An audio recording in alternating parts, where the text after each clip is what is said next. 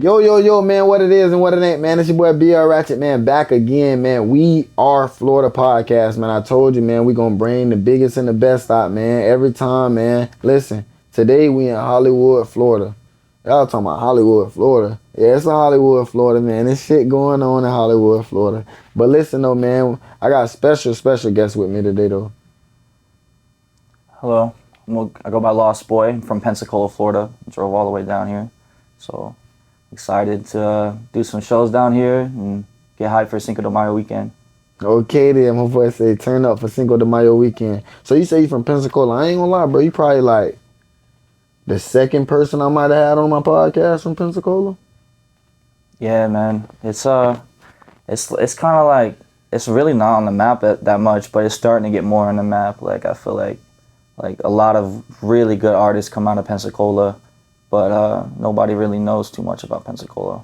I mean, talk to me a little bit about Pensacola then, like, you know, so we can get kind of familiar with it and what's going on out there, what's the music scene like there, how you grew up out there. So I've been in Pensacola for literally, like, I'm 22, so I've been there my whole life. I just moved just this last year to Tampa. Pensacola, it's got a great music scene. Like, genuinely, like, a lot of people in Pensacola have talent like I've never seen. I'd say the closest that we had to somebody getting really famous out of Pensacola was an artist by the name of Fro Zone, and he was tragically killed right after his song went viral. Like, and the state of Florida actually like had gifted his whole family like $5 million for it. And I used to like go to he did like a lot of shows downtown we have this downtown place called Seville. It's like a strip, and a lot of artists do their local shows there. And it's kind of like, it feels kind of quiet, like really small compared to Miami or other big cities, but genuinely like there's some psychotic talent there. Like somebody needs to go there, put Pensacola on the map for real. I mean, you're gonna be the one to do it. Yeah, that's what I'm out here doing. I'll always rep Pensacola. Like, Pensacola it's a mix of it's really pretty. It's got good food, beach, good restaurants, a lot of fun places to be. And then the other side of it, like, it's dark. Like, you know, there's a lot of people struggling, a lot of bad stuff there too. But Pensacola, all around, is a really great place. I mean, how was your environment growing up? How things were for you? It was I ain't gonna hold you. I'm a trailer trash kid. Like, I grew up from nothing. I still am building myself up from nothing. I've been on my own since I was 16. My mom kind of like just moved me around Pensacola from trailer to trailer. It's a lot of bad places. I lived in Truman Arms for a little bit. We call it TA in Pensacola.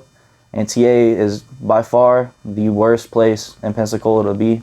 It's actually where Fro Zone had his life taken. It's a really bad place. I would never recommend renting an apartment or going anywhere near TA. But kind of just like bounced around a little bit in Pensacola. We got like these side towns next to Pensacola called Pace and Milton. I've also spent a fair share living there as well, just kind of house hopping, trying to come up from living on my own. For sure. So what is like the biggest misconception for, you know, people got different stigmas on, like, all right, trailer trash, like you said, you feel me? So what's the biggest misconception of people thinking like people that come from the trailer parks, they're this type of way? Because, you know, just because you live in a trailer don't mean that you trailer trash, you know? How I see it. Exactly, man. So that's actually some real shit. Like, I mean, think of it this way, for people that do really look low on people that grew up like that. Eminem, bro. Eminem was considered trailer trash, grew up in a trailer, like, had nothing, came from nothing. And look at him now, like, one of the biggest artists on this entire earth. So it's like, it doesn't matter where you come from. It really doesn't. But I will say one thing, that coming from a place that low gives you a motivation unlike any other, for sure. Like, coming from a place that low, not having nothing, is gonna make you more hungry to have everything. And I feel like that motivation right there is what drives a lot of people to the top. For sure. So what are some of the things that motivates you, you know what I'm saying? Or some of the things that you seen like, hell nah, I don't want to, you know what I'm saying, fall into those type of avenues or traps? So I'm really motivated by my friends, my family, and my peers, and my homies that are no longer here. That's what I tell everybody. That's what I'm motivated by. I feel like I'm doing wrong if I quit music. Like, I feel like I'm locked in this for life. Like, even if I don't ever make it, I'll still be 80 rapping on the stage somewhere. Like, that's just what I love to do. And I found a genuine love and a genuine interaction with music that I've never had, like therapy that I've never paid for. And a lot of things that I did fall into that I wish I didn't, like getting into music, was just getting around the wrong people, doing drugs that I didn't even know what the fuck I was like taking for real, shit like that. Stuff like that can really mess you up. Getting around the wrong people can really mess you up too, because like, do you want to make M's off your music, or do you want to be in prison? You can't have both. Like, I kind of figured that out. I was around some bad artists that just yeah. So that's really what keeps me motivated. And like, I say, like, within my first year and a half of doing music, I separated myself from everybody, isolated myself, and just started working on myself and my own music instead of hanging around bad people and stuff like that. How did you even get into music? You know what I'm saying? How did you know, like, this is what you wanted to do? So I actually, like, didn't even know that's what I wanted to do at first. But I just always loved music, always grew up listening to music, and found a peace in it. But I guess I started, like, just freestyling with my friends. Like, I would just smoke, freestyle with my friends. But it started getting to where I loved it too much that I wanted to do it all the time. And I was horrible back then. I couldn't freestyle or shit. And I would just, like, every time I was with my homies, we'd play a beat, freestyle. And I started getting better because I was doing it so much. So I just, at that moment in time, I just didn't stop. And I never knew nothing about promotion or content creation or anything, sound production, engineering. I didn't know anything. I was completely stepping into the music game blind. And I just kept consistently rapping, and so I felt like I was getting good enough, and I still didn't take it seriously. And then my two homies that were doing music with me, that wanted to make it, they had both passed away about 2 years into me, like just freestyling, not really taking my career seriously. And I feel like the moment that I lost them was the moment I woke up and started taking it seriously. And that's when, like, everything had changed, like, for me. Like, I started getting more songs put out, albums put out, better vocal engineering. I found people, I started networking, I hit the road, I put all my cards on the table, no matter what, all my eggs in one basket for the music after that had happened, and it started to pay off a little bit. Okay. I mean, you just told me a whole bunch, but is music like a therapy to you? Absolutely. Okay. I'm a sad genre artist, so I can make anything really. I make hype shit too and rap shit, but mainly I'm a sad genre artist, more like along the lines of emo and alternative. Exactly. So I was gonna get into all that, right? What you saying that you emo? How important is your mental health to you? You know what I'm saying? My mental health is very important, because at a point in my life for a long time it wasn't important, and it just affected my life so much, and I just got sick of it. Yeah. It was like drowning every day. Like, you had nothing to bring yourself back up. You just felt miserable. So what I found, that working on something I love, working on my music, finding therapy in it, I think, like, moving your hands and getting busy really, like, helps your mental health a lot, instead of just sitting feeling lost, like you don't know where the hell you're going or what you're doing. For sure. Because some of our favorite artists, you know what I'm saying, have been immune to having, you know what I'm saying, not being able to talk about their problems, not being able to, you know what I'm saying, express themselves. And then some of them have lost their lives, like, you know what I'm saying, like a Lil Peep, or like a, you know what I'm saying, a Juice WRLD. Rest in peace. Or, you know what I'm saying, people like that, and lost their lives just to, you know, random stuff. Not just, you know, not like a natural cause or nothing like that. You get what I'm saying? Yeah. So, like, when you hear about those type of people, like, what do you think, you know what I'm saying, about your life? As in, you know what I'm saying, not saying you could be like that, but, you know, we really could. So, I grew up listening to Peep, Juice, X, Mac Miller. Yeah, rest in peace to all of them. Rest in peace to all of them, for real. And I think they're some of the best type of artists. And as sad as it is, I feel like those artists were suffering the most. Like, how could we have got them help? I don't really know how to give an answer for that, because I could, like, my friend was struggling. One of my friends that I did music with, I told you had passed away. He died from an overdose, and I tried to get him help, and I tried to tell him to stop and put it down, and he ain't want to listen. He just, at the end of the day, he's just gonna do what he's gonna do. But for a while, he got better, moved down away to Miami, like far away from Pensacola, got clean for like months, and then one day he relapsed, bought some shit from someone he didn't know, and that shit was laced, and it killed him, just like that. And I feel like to save these artists, the best thing that we could do is just really stay on top of them and pressure them. Like, you need to get help. You know what I'm saying?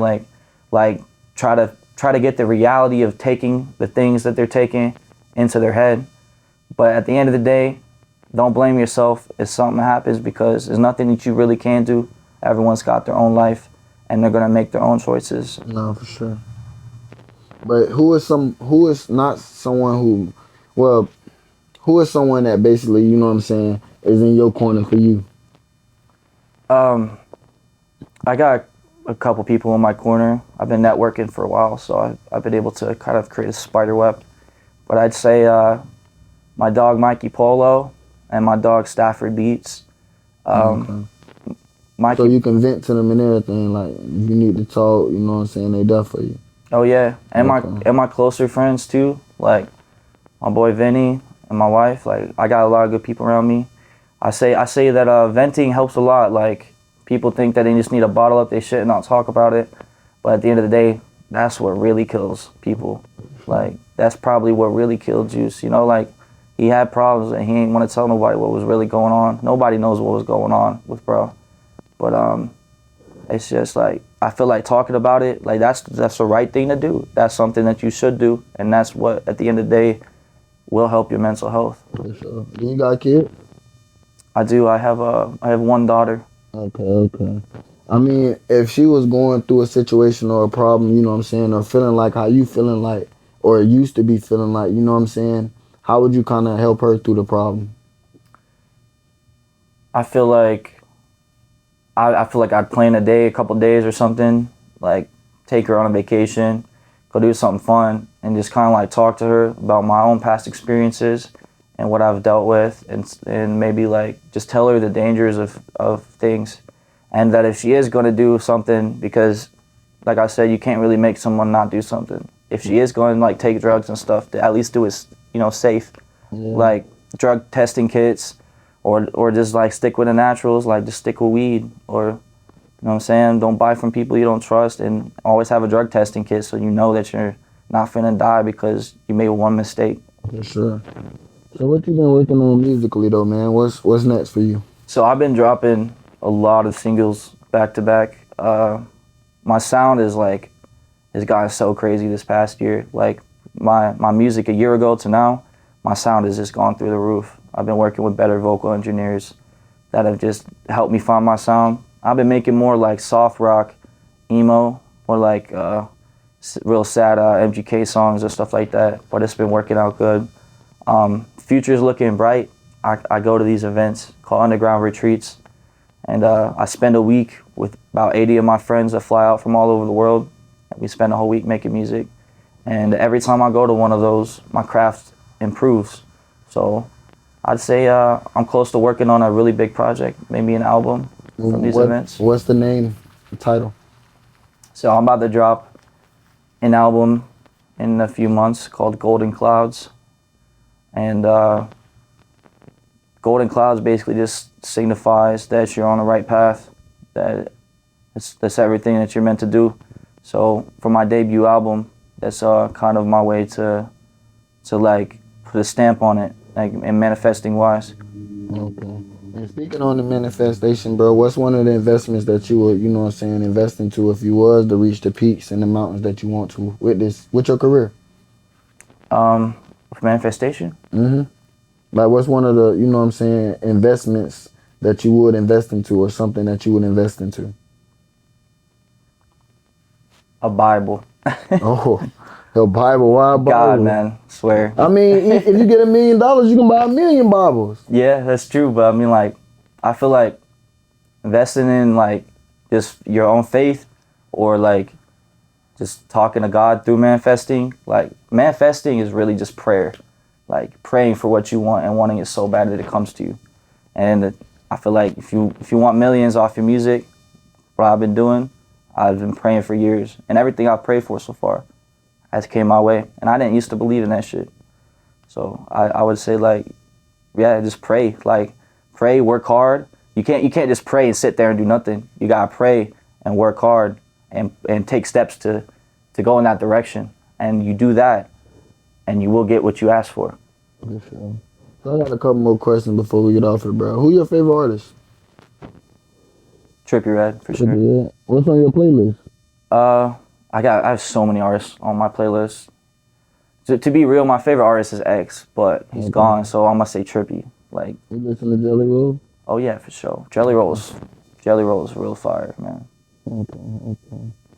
I mean, I know you say you're working on the tape right now. Is there anything that you can, like, I'm just meeting you today. Is there anything that you could tell me, like, all right, go look up this, you know what I'm saying? That's my best song. All right, I got a song out right now called Baptized. All right, featuring my dog Vinny Poe. That's my best song right now. And that's not a sad song. It's not. It's like one of the only hype songs I've ever done. What you was on there talking about? You said what? What you was on there talking about? On the song Baptized? Mm-hmm. All right, so my lyrics go like this. When I low-key talk about some freaky hoes in the song, and we just kind of turned it into something. But I'll go ahead like spit one little lyric. But I basically said, she said I'm a father, so we switched to zip ties, and her pussy so wet I could get baptized. And that was one of the songs I did. That was one of the lyrics to the song. But like, the sound of the song makes the song. Like, the sound of it is nuts. Like some real rage shit. I mean, I just so happen to notice you got Paul Walker. Yeah. It's my first tattoo. I plan to really cover this up, unfortunately. What does it say? It says, if one day speed kills me, do not cry because I was smiling. I mean, why would you get that? Paul Walker was like, I looked up to legendary. I looked up to Paul Walker. I grew up with Fast and Furious. Like, looked up to him. I was 16, wanted a tattoo. And I don't know, I feel like it's a way of saying like whatever kills you, just smile in the face of it. Like no fear type shit. Yeah, even if it's coming your way type shit. Yeah, that's the way I see it. Most definitely. So speak to me, this is my last question. Speak to me about your artist name. How did you get that? Lostboy? Yeah. So, to be real, I felt like I was at a place where I was lost. It had no direction, no movement, no motion, nowhere to go. And I felt lost. So I kind of created that name from that. And then I started to find myself more, networking more, doing crazy things. And then along the way, I realized that I've been making music for my past self that I felt that was lost. So even though I'm Lostboy, I'm not lost anymore. But I am making music for people that still feel like that, that still feel lost. For sure, man. People don't even be understanding what that mean when it those type of like names. You feel me? And it's a deeper meaning behind the name. You feel me? Yeah. For sure, bro. I definitely appreciate you for tapping in with We Are Florida Podcast, bro. Let them know where they can follow you and everything. You can follow me on IG, Lostboy_850.